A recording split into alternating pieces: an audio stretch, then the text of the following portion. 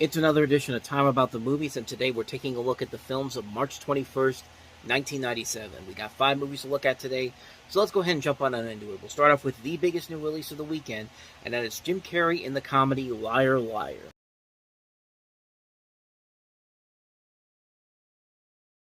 Another great comedy from the late 90s. I mean, this is one of my all-time favorite comedies, and really, it's hard not to see why. This is everything that makes Jim Carrey as funny as he can be, which is interesting when you consider that this is kind of a redemption for him after The Cable Guy was seen as a misfire at the box office the previous summer, and it also comes around the same time that Tom Shadyac, the director, the two of them had already worked together, of course, in Ace Ventura: Pet Detective, but this was after he made another great comedy from the late '90s, The Nutty Professor, which came out the previous summer.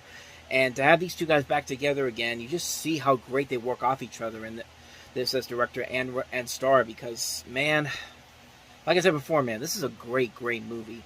Some interesting things I found out about this movie early on was that Steve Martin was actually, this was actually supposed to be written as a vehicle for Steve Martin, in which he'd play a scummy real estate agent who lies to clients about houses. Well, and then that was later rewritten for him to become a lawyer by, of all people, Judd Apatow. And they wanted somebody no older than 35. Of course, you had Jim Carrey, Mike Myers, and Eddie Murphy at the time. Myers turned it down to do Austin Powers, and so Carrey eventually took it after he turned down the role of Dr. Evil to do Liar Liar. So that's kind of interesting how that turned out there. And the results speak for themselves, man. I mean, this is a film that's really, really funny, and it's funny because of Jim Carrey. You could just tell that he was having the time of his life working on this movie. He was doing a lot of improv on here, and in fact, he said that there's over 1 million feet of film tape that was wasted because people were uncontrollably laughing at his improv, and really, how can you blame him? I mean, this is peak Jim Carrey at his finest, man. This is probably the funniest comedy overall he has ever done. I mean, it's a funny movie on so many levels, largely because of what Carrey brings to the table here. There's just so many moments in here that are so laugh-out-loud funny. Like, every time I watch it, and I laugh my ass off at how crazy the elements of comedy in this go. In this, like, of course, you have the scene with the pen, and him trying to and also the scene in the bathroom where he's beating the crap out of himself. I mean, stuff like that is great, but the concept alone is really good. Like, you have a lawyer, and lawyers, of course, have to lie sometimes in order to win cases and all that. He built this guy builds his career on lying, and his son basically says, you know what, I wish for one day he wouldn't lie all the time, and then all of a sudden, like, it just happens, man. He makes his birthday wish, and then he has to figure out how to get through a day like this without having to lie, and you can see the torture that he goes through in here, and that's just the magic of what Jim Carrey brings to the table in this performance. I mean, I don't think anybody else could really do what Carrey does in this movie and make this movie as great as it is. I mean, this is a comedy that still holds up more than 25 years later, and he's got a great cast to work around it as well. You know, Carrie Elways, Maura Tierney, Jennifer Tilly, Susie Kurtz. The young kid Justin Cooper is very good here. You got Anne Haney from Mrs. Doubtfire. I mean, there's not much more I can really add to this movie that hasn't already been said already. I mean, it's a hilarious comedy that just works on so many levels, and it works mostly because of Jim Carrey. Like I said, this is peak Jim Carrey comedy at its best. So much so that he actually brings in a character from In Living Color in here too. Something that I didn't even notice until very later on down the road. Fire Marshal Bill is in this movie at the end of the film, and I can't show it on here honestly, but I've seen it before, and yeah, you could. It's kind of hard to see at first, but once you've watched it more than once, you definitely can tell that's him as Fire Marshal Bill. And I thought, that's just such a clever little detail to throw in there and completely throw you off to the side there. I mean, like I said before, man, I got nothing else to say about this one. Liar Liar is a classic film. If you haven't seen it already by this point, you are doing yourself a major, major disservice by not doing so. So, yeah, so that's Liar Liar. So, anyway, let's go ahead and move on to the next movie, and that is Jennifer Lopez in the musical biopic Selena.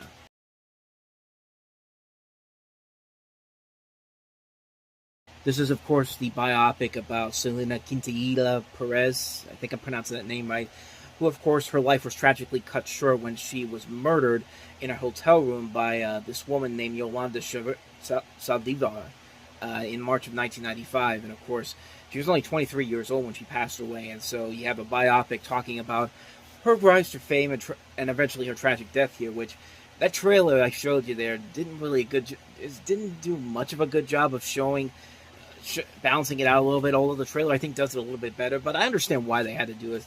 They're trying to sell this movie, but also you have to. But at the same time, it's kind of hard to sell this movie, honestly, without bringing up what eventually happens to it. And I think the actual full-length trailer, I think, does a better job of showing that.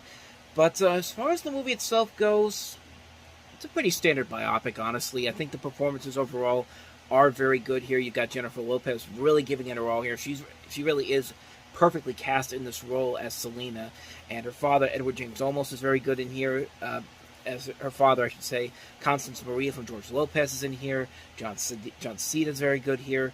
It's an overall enjoyable movie. It does kind of take the typical biopic approach where it basically kind of sanitizes everything about Selena. It doesn't really show, like, it's trying to show all the positives because we know how this is going to end, but at the same time, though, it doesn't really take any real chances to it. It's more of it could be a celebration of this person, but you also really have to also delve into the personal stuff, the stuff that's not that good.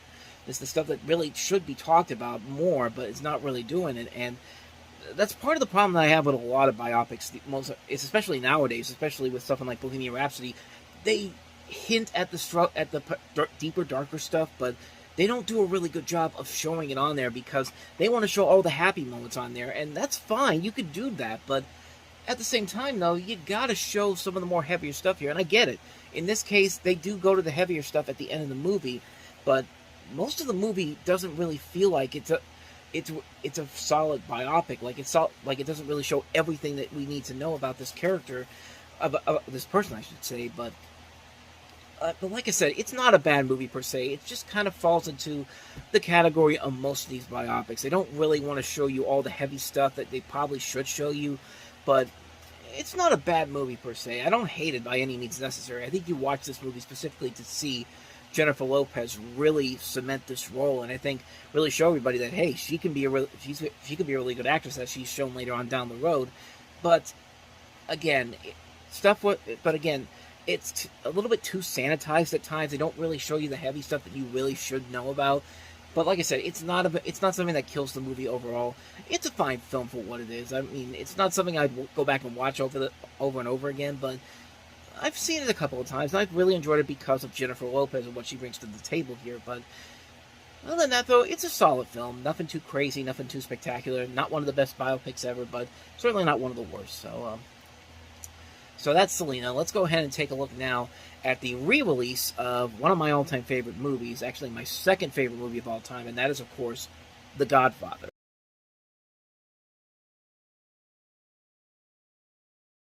Now, there wasn't an official trailer for this particular re-release of The Godfather, so I just took the clip from the video trailer for when the entire trilogy came out on VHS. Of course, you see the digital remastered in THX, all that type of stuff, but The Godfather was re-released this weekend for the 25th anniversary of the film from 1972. Of course, this is the film that Francis Ford Coppola directed, based off the script by Mario Puzo, which is based off of his best-selling novel, the same name.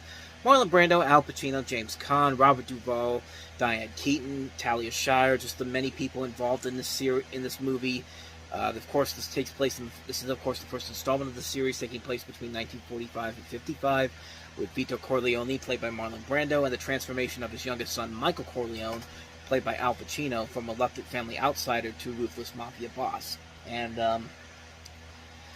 again, this is one of those ones where I really don't have to really say a whole lot about it from what has already been said about it. I mean, The Godfather is one of the greatest cinematic achievements of all time, and the Godfather trilogy as a whole is my second favorite movie series of all time. I mean, just my second favorite movie of all time, honestly. Like, I have a thing with my favorite movies where I just can't pick one movie out of a series of films, and I have a couple of trilogies in my list that I can't really decide on which one out of those specific films to make in my list, so I just put them all together. So the Godfather trilogy as a whole is my second favorite movie of all time. If The Godfather Part 3 had been a little bit better, it'd probably be my all-time favorite movie, honestly. But The Godfather, what more do I even need to say about this movie? It's a film that just works on so many levels. A very long, grand crime epic. This is a thing that's nearly that's over 3 hours long, and it never feels like it's boring you. It never feels like you're getting tired of watching this. You get so invested in these characters and the situations that they essentially have to deal with, and how the mafia works, and it's just like you get so invested in what's going on here, and it's really hard not to get invested in the storyline here. The acting overall is fantastic. Of course, Marlon Brando gets a great performance, so does Al Pacino. The cast overall is great. The violence in this movie is so well done. The classic moments are definitely there, from the horse head in the bed to, of course, Michael's wife getting her second wife, I should say, getting killed the way she does. Like, it's just like moments like that. The deaths in this movie, as I said before, top notch. I mean, this is a film that just really, it keeps your investment all throughout the course of the movie, and you're just wondering how this transpires throughout the course of the film. Like, how does Michael establish himself? Like he says in the beginning. He says in the beginning, basically, that that's his family. It's not him, but as we later find out, it is. He is part of that family, and so he kind of doesn't really have a choice in this matter here. Like, he has to really follow in the family footsteps, and of course that's what eventually happens at the end of the movie. And again, I really don't know what else I can pretty much add to this that hasn't already been said already, but I will say, for the sequels, The Godfather Part 2, I think, is just as good, if not better, than the original film. Once again, it ups the ante. It expands the universe a little bit more. It tells more of a grander story, because we get more of the younger Vito, played by Robert De Niro, in that film, which of course was one of the films that won Robert De Niro one of his Oscars. And again, that's another one I don't really have to say too much about. It's like I said, it's one of the greatest sequels of all time. Godfather Part 3, I never hated like everybody else did. I've already talked about that movie before in length. If you want to go check that video out, I'll put a link to it in the corner right there, or I keep forgetting I have this backwards, so this corner, I should say. So go ahead and check that out if you want to see that. But I will say the recent re-edit they did with the Godfather Coda, I think, is a lot better. I think it's a more fluent story. I think they add elements in there that actually make more sense to the story. But I never really hated The Godfather Part 3 like everybody else did. It's definitely the lesser of the three films, but it's still a great film overall. It's still a really good film, a really great film overall, I should say. I keep going back and forth with good, great, but it's still an enjoyable film. But yeah, Godfather original, not much more I can say about it that hasn't already been said already. Fantastic film. What more do I have to say about it? It's a true classic. So anyway, let's go ahead and move on to the next movie, and that is Mandela.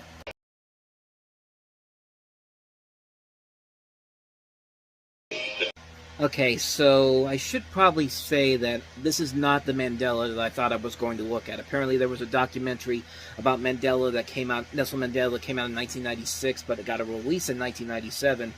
I couldn't find any clips for that particular documentary, and when I took the clip that you saw right there, I thought that was that movie in particular, but this is a made-for-TV film that was on Showtime around the same time in February of 1997. You have Sidney Poitier as Nelson Mandela and Michael Caine as F.W. de Klerk. I could talk about the documentary, but I've never seen it before, and like I said, I couldn't find any footage of it, so I'm going to make an executive decision. I'm going to delve into this one here, because I've seen little bits and pieces of this particular film, but never the whole way through. And I will say that Sidney Poitier does a very good job as Nelson Mandela here, and Michael Caine, I thought was alright in the film, but from the little bits that I've seen from it, but like I said, I haven't seen the movie as a whole, and I thought this was a completely different film altogether, but like I said, I couldn't find any footage from the documentary, so I made this decision to just keep that in there. So it's basically around the same time period, so I guess it'll count no matter what.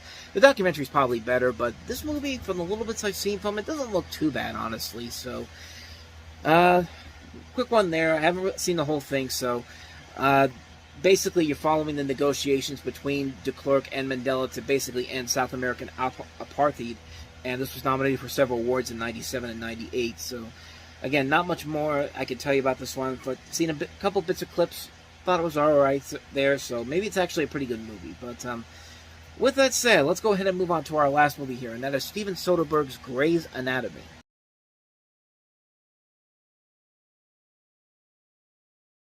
This is another one of Spalding Gray's concert films, even though technically there's no audience here, and it's basically him just sitting at a table and drinking water and going on these monologues, which basically was his whole shtick the whole time. And it was a good thing that it was a good thing overall. Like, I've seen most of his movies. They're pretty fun to watch, and this is another one that's really enjoyable. You basically have Spalding Gray here as the main character who is diagnosed with a rare ocular condition called macula pucker.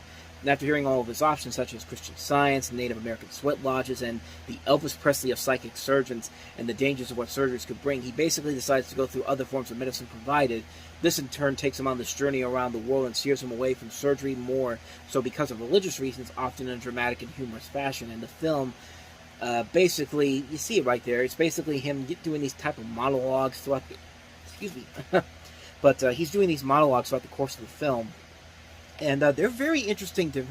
They're very interesting. They kind of remind me of a little bit of sort of a toned down Denis Leary in a way, because like he has kind of a delivery style to Denis Leary, except he's not swearing all the time. But overall, yeah, it's a really fun movie. It's a really enjoyable film. It's very much in the vein of what you expect from Steven Soderbergh too. This is one of his films that was kind of in the middle between his early success with Sex, Lies, and Videotape, and before he would eventually find new success with Out of Sight, which would be the next film he'd follow after this.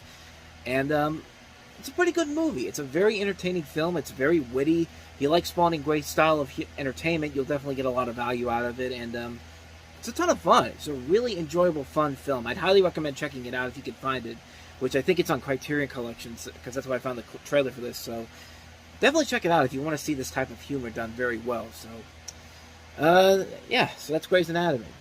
So with that said, that wraps up another edition of Time About the Movies. Next time we meet, we'll look at 6 movies, all of varying degrees. So I look at this list here.